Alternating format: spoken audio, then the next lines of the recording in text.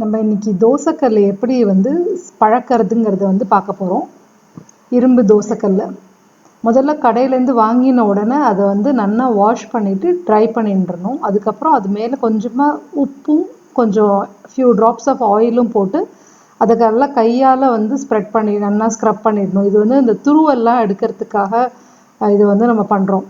இதை அப்படியே ஒரு 2 ஹவர்ஸ்க்கு விட்டுட்டு அதுக்கப்புறம் நார்மலாக நம்ம டிஷ் வாஷிங் சோப் வச்சு அதை நல்லா க்ளீன் பண்ணிடுறோம். க்ளீன் பண்ணிவிட்டு வாஷ் பண்ணிடுறோம்.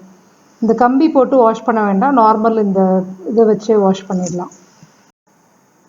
இப்போ நம்ம இதை ட்ரை பண்ணதுக்கப்புறம் திருப்பி எலுமிச்சம்பழ தோலை வச்சு இது மேலே நல்லா ஸ்க்ரப் பண்ணுறோம். இதுக்கு நம்ம நார்மலாக இந்த கஞ்சி, சாதம் வடித்த கஞ்சி இதெல்லாம் போட்டு ஊற வைப்பா, அதெல்லாம் நம்ம பண்ண போகிறது இல்லை. இதில் நம்ம வெறும் லெமன் பீல் வச்சு இதை நல்லா ஸ்க்ரப் பண்ணி விட்டுட்டு 1 டேக்கு நம்ம அப்படியே வச்சுடுறோம்.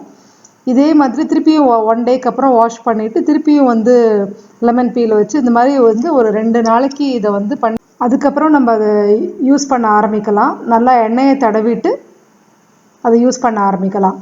அடுப்பில் கல்லை போட்டுன்ட்டு ஒரு ஆனியன் வச்சு நல்லா அதை நம்ம தடவி விட்டுடுறோம். ஆனியன் தோசை எடுப்படுறதுக்கு ரொம்ப ஈஸியாக இருக்கும், ஹெல்ப் பண்ணும். ஸோ முதல்ல நம்ம என்ன பண்ணுறோம், இந்த தோசைக்கல் காஞ்ச உடனே ஒரு குட்டி தோசையாக அதில் திக்காக ஒரு தோசையை வாத்துட்டு அதை இந்த மாதிரி 2 தோசை வாத்து அதை நம்ம தூக்கி போட்டுடலாம்.